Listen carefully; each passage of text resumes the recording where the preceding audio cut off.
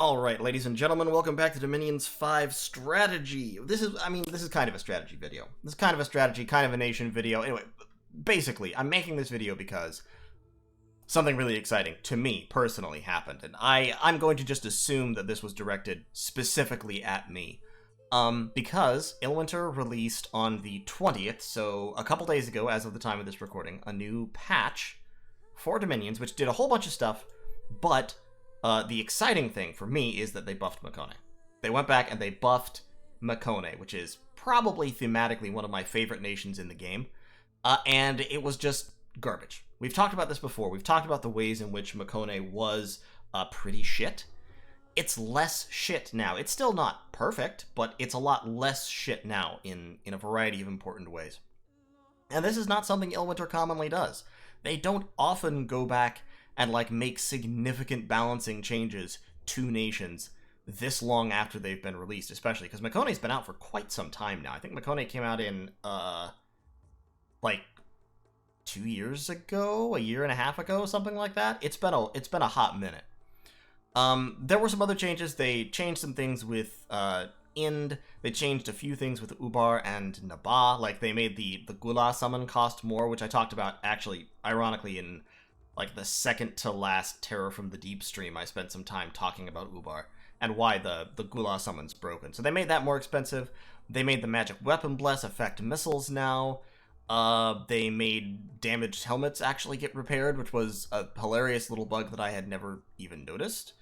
So they did all sorts of stuff, but then they also went through and they made a bunch of little changes to Mekone. Well, some little, some fairly significant. So let's talk about them. So first of all, just to recap, Mekone was a shit nation because all their stuff is capital only. Their four important mages were capital only. These other mages were bad. All their stuff is expensive and they make no money because they have they cause unrest in their own forts. They have yearly events that cause unrest and kill population. So their income is just really, really depleted, really lowered compared to most nations. They make like 15 or 20% on average less money than they should, quote unquote, based on their provinces. So having, 15% less money and having expensive giant units and commanders means that you can't hardly recruit things. And their elite units, the Gigantes, the Discoboloi, the Ectromos, and the Hoplites, or the Hoplites, I guess is probably the correct pronunciation. I don't know, I've heard mixed different things about that. I'm going to call them Hoplites. So the Discoboloi, the Ectromoi, and the Hoplites were all recruitment limited. So you could only get one per turn in any fort besides your capital, and even in the capital you could only get 4 at a time. Almost all of those things have changed. So going from just left to right, first of all, Gigantes are now cheaper. This is only a small change. They lost 10 gold or something like that. E4s similarly lost a little bit in price. This is actually important for the Gigantes specifically because it means that, especially in Magic 3, Gigantes actually serve as reasonably efficient lab monkeys. If you just want to be pumping out mages that don't really do much except sit at home reading books with their giant brains, especially if you've taken magic scales, Gigantes are now actually they were okay efficient at that before. Now they're a little bit more efficient. So this helps with the problem that Mekone has, where everything's expensive and they can't research. E4s, more expensive, but actually 2/3 of E4s are reasonably useful at any given time. And they're, once again, a little bit cheaper. So that's a relatively minor Benny, but it's still valuable. It's still useful. They made the polemark slightly younger. I don't think this really makes a difference, except that I think occasionally a polemark would spawn old, because there's just the random age variation, which isn't, who really cares? But okay, that's a nice little Benny as well. They changed the Gigantomachia spell. So when you cast Gigantomachia now, before it used to give you a conflict domain bonus, and it used to give you a +1. It used to push you up from 1 giant per turn in non-capital forts to 2, and 5 per turn in your capital. Well, now, Gigantomachia A is easier to cast. They've lowered the path requirement for it from, Hold on, it's in Thaumaturgy. It used to be, yeah, it used to be 5 Earth, 4 Fire. Now it's 4 Earth and 4 Fire. It is still Thaumaturgy level 7, so it's still a terrible path for you that you don't really want to research up to level 7, but it is now a little bit easier to cast.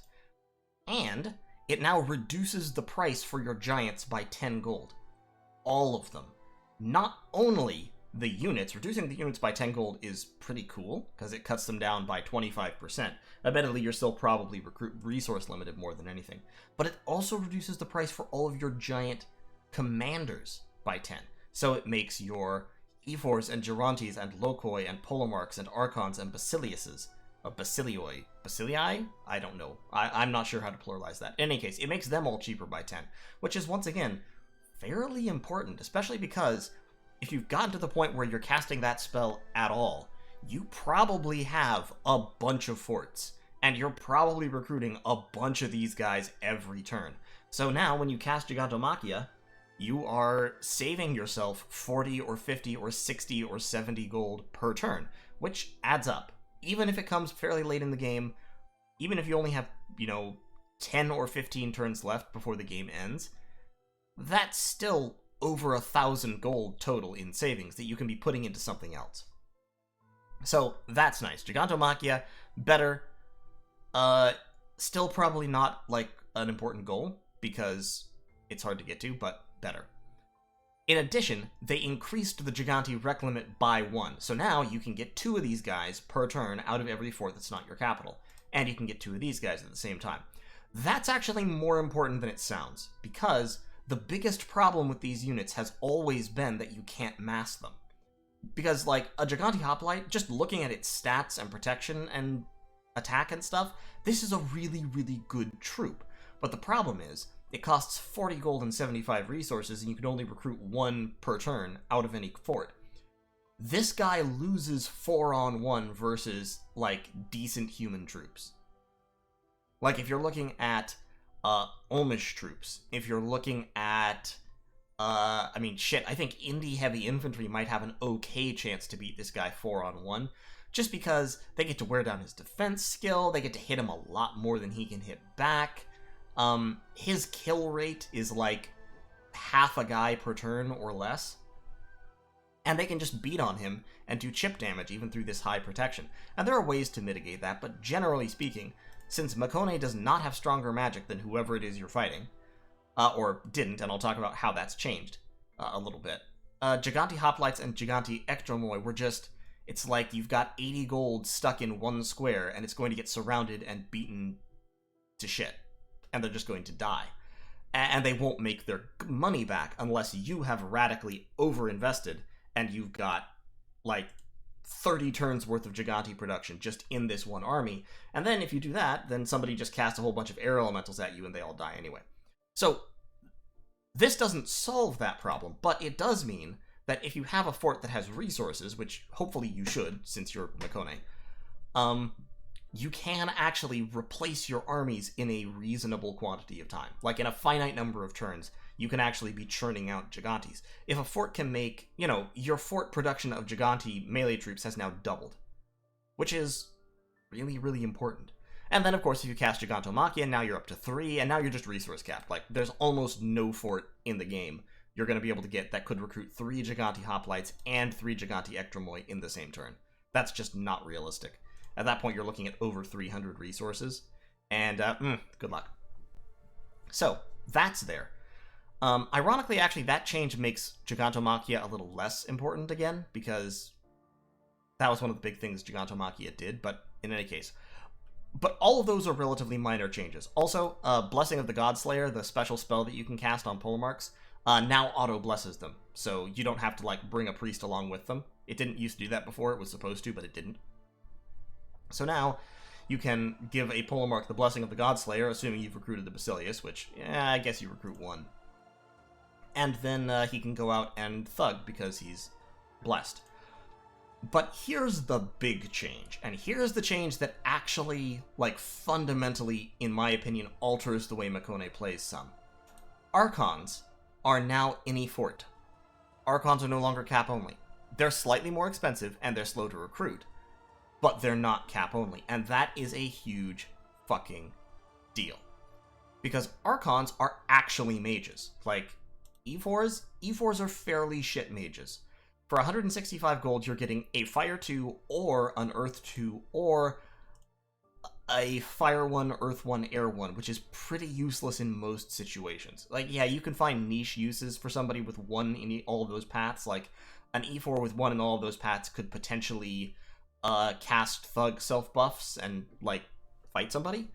But they're old, and they have fairly, not exceptional stats, and high base encumbrance, which will only go up when you start giving them armor and stuff. And if they have Earth 1, they can't even summon Earth Power, so I don't think that would be a super, super useful application of your resources.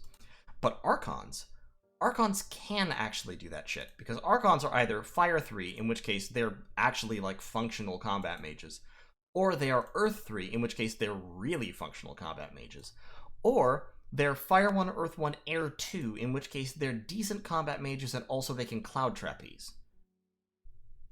Which means they can, like, the fact that they're not absolute perfect thugs matters a lot less, because they can teleport on top of the enemy and catch them by surprise. And they have better stats than E4s do, because they're not old. So lower encumbrance, higher attack and defense skill, higher speed. Archons are a good chassis. And, like, they don't have the gear that polemarks have. But besides that, they're almost as good at this whole thugging thing, like, slightly lower in stats overall. Slightly worse morale. But higher magic resistance. And you can give them gear. I mean, if you're equipping a thug, you're forging gear for them anyway, because, like, the gleaming armor is not fantastic thug gear. And you're gonna be replacing the weapon anyway, because the Godslayer Spear is pretty shit. So, you're already forging all this stuff. You might as well just put it on an Archon instead. Armor, shield, weapon, some kind of accessories, you know. At that point, you have a really high-quality thug, and if it's Air 2, he can just fucking hop around like a bunny on meth and cause all sorts of damage.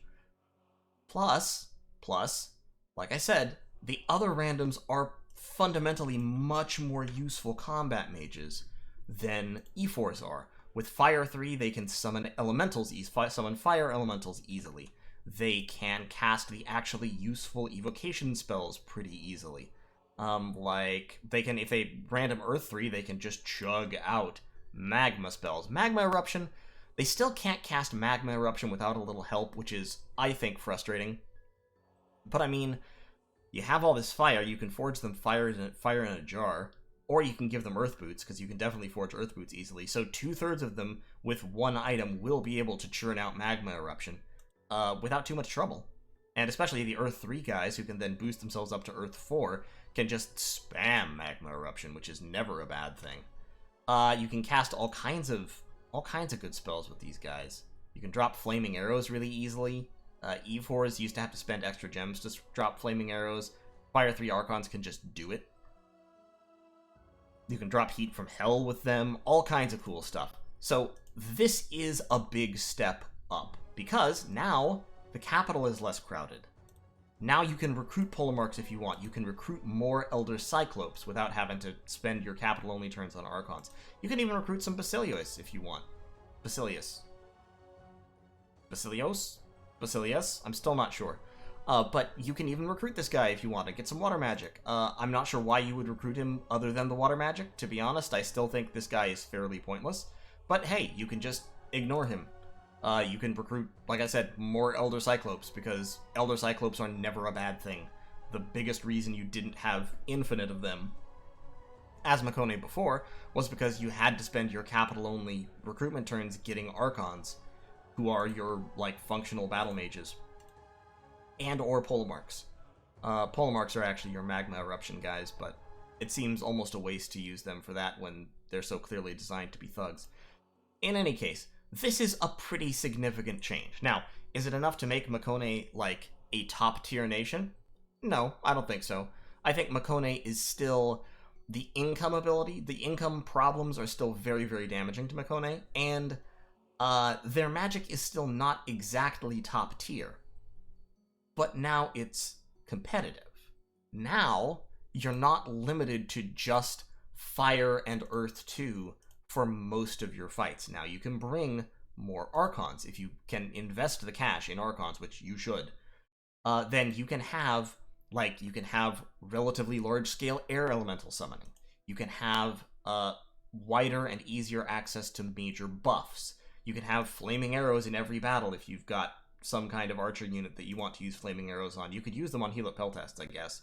Like, flaming javelins aren't the worst thing in the world, but pretty weak read, as it were, to rest your army on. In any case, you just have more stuff available. You have higher level magic, you have more of it, you're a little bit more competitive. And you also have better access to your Giganti units, which are kind of, are supposed to be the selling point of the nation, and historically haven't really been, because they're hard to use, and they're expensive, and they still die to things like air elementals.